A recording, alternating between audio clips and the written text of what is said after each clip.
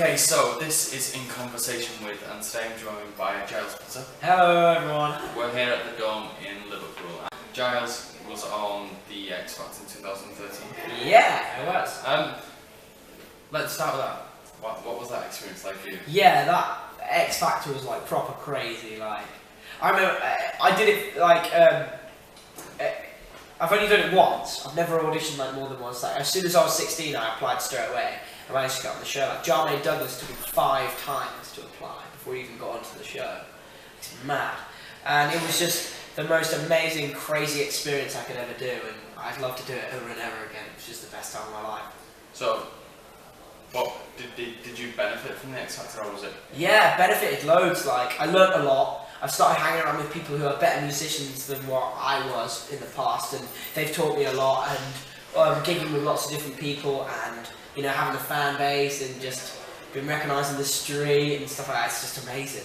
Now, before today, well, yesterday, you did a meet up at Liverpool. Yeah, we just did. And we'll chat to him at the time.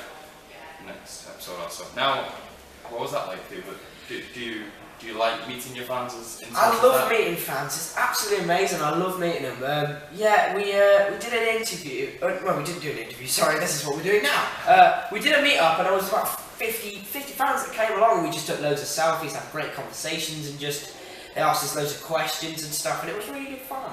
So, have you been in Liverpool for the past week? I've been in Liverpool since Wednesday, and I've been staying at Justin's house, and we've just been chilling, playing video games. Lots of different crap that we've done. So, before the X Factor, was singing your passion, or was it just something you singing was like when you were 16? It was the X Factor that actually got me into singing. There was a guy on it called Ray Quinn, and he came second to Leona Lewis back in I think it was 2009 or 2008.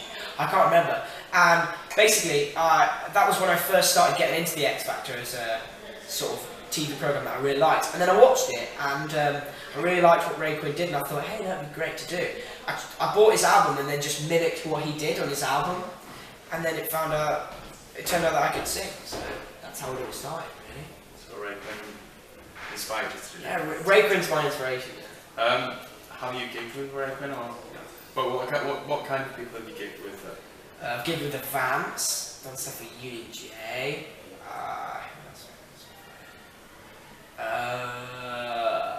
Lots of people off X Factor like Nicholas McDonald, Luke Friend, Sam Callahan, Titch, Dappy, stuff like that.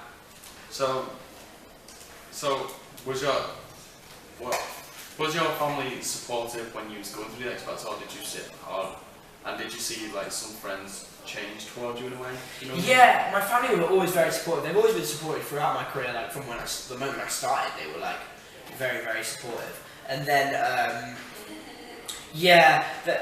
I wasn't very popular at school, and like a lot of people who used to hate me as soon as I came off the show were messaging me saying apologising, and I was just like, get lost. It's probably predictable, wasn't it? Yeah, it was sort of like I just couldn't believe they had the guts to do that. Do you know what I mean? Like, did you ever get any bad press while you was on the X Factor, or was it? As a group of X Factor people, we actually got bad press. They said that we went on a 2-night bender. Did you? Right? No, we didn't. Basically, there was in our hotel there was Paps in our hotel, and they were sitting because we stayed in the Premier Inn, and in the hotel they were sitting there, and they had cameras under the table. So a woman from the X Factor, she was dressed up not in X Factor clothes. She just said, "Hey everyone, it's time to go to bed because the Paps were here," so they didn't say anything bad or anything like that they could pick up on. But because like there were older contestants there, and we had a long day, so like they had one drink or something like that. They said we all went on a massive bending piss up and all that sort of crap. Rip. Yeah, absolutely horrible. So before the interview, my Twitter followers and everybody else knew that you was going to be doing this interview. Yay. So they sent in their questions. Cool. Ready. Now I have to try like scramble from the big list. So Lucy Wilkinson says, "What is your awkwardest public moment?" Well, actually, I did mention this on X Factor. It was before we got through. It was when we got through to Just Hands. We had an interview with Matt and Caroline. If anybody watched it, I actually got we call it kegged. when somebody pulls your trousers down. Yeah, it was when I was catching the bus with my friends, and they pulled my trousers down right before as the bus turned up. Everything.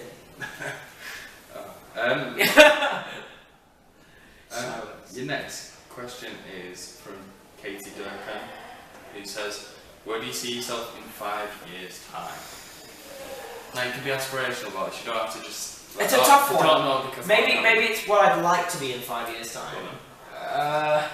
I'd love to be touring the world, having an album out, and just doing massive tours, and like supporting big artists and stuff like that, and just getting myself out there really, because that's what I want to do. Music is a passion, and singing is what I want to do for a career. So I am doing it at the moment, but not as much as I want to be.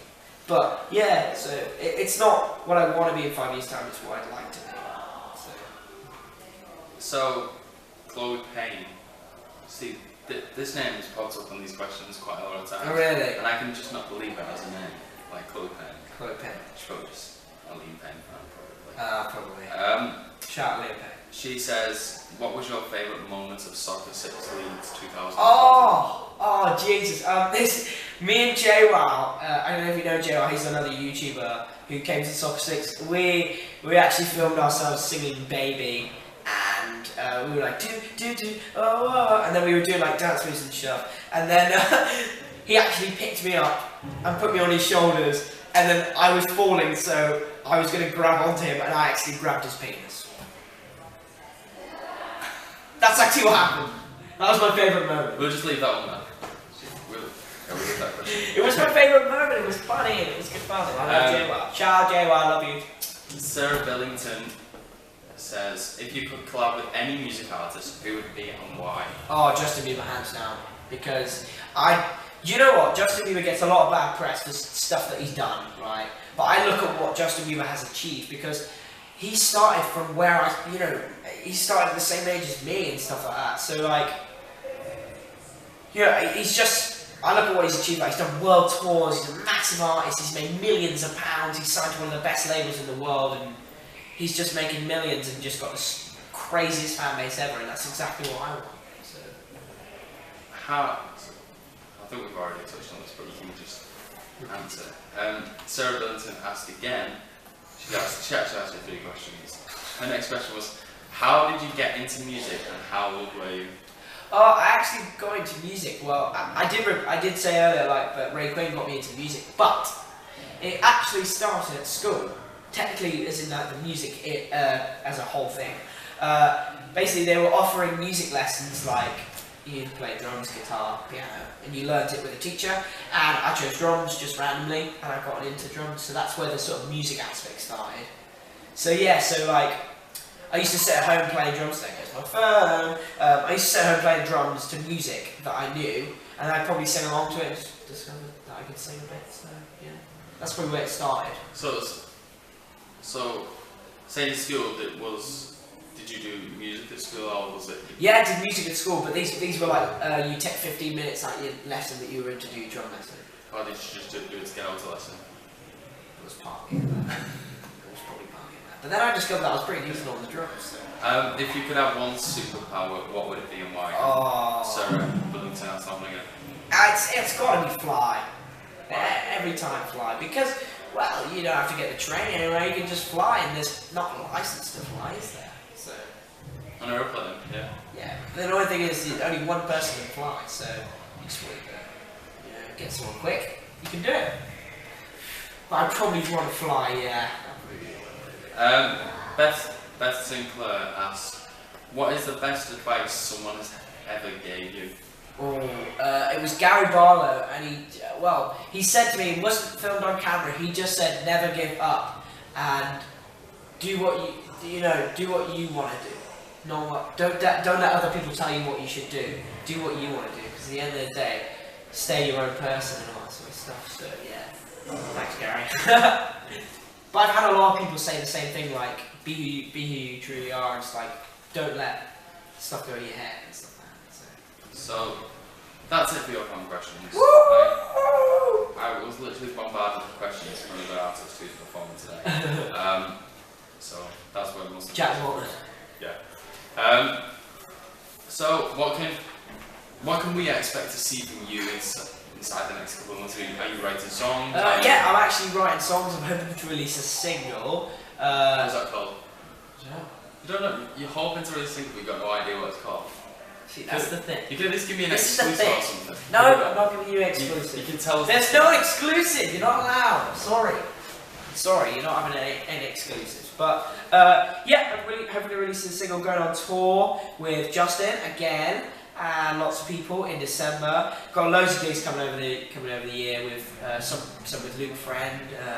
Nicholas got more soccer sixes. So loads. I'm all over the place. Just keep updated on my Twitter, which is Giles_Potter, and also on my Facebook, which is Giles Potter, and Instagram Giles Potter, and Vine Giles Potter. And I'll be updating us all the time, where you can see what I'm doing. One thing I wanted to pick up on is your not partnership, your I don't know, partnership with Ratchet Clothing. Ratchet, right? Ratchet Clothing are my sponsor. I'm sponsored by them, so I get clothes from them and I wear them and I promote them and I model for them as well. So yeah, it's not a partnership. It's a promotion sort of modelling. Is that your secret job model?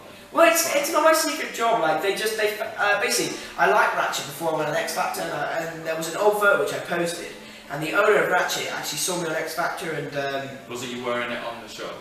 No, I didn't wear it on the show. You're not allowed to wear branded stuff on the show. Yeah, super. Yeah, it's like free advertisements though. But yeah, then Dylan, the owner, went on my Facebook and he saw that I like Ratchet and he said, "Hey, we'd love to send you some gear. You can be a model as well." So I came down to some photo shoots. Right. So, thanks for having a chat with me. It's all right. I will see you performance after. Yes. Bye, everyone. You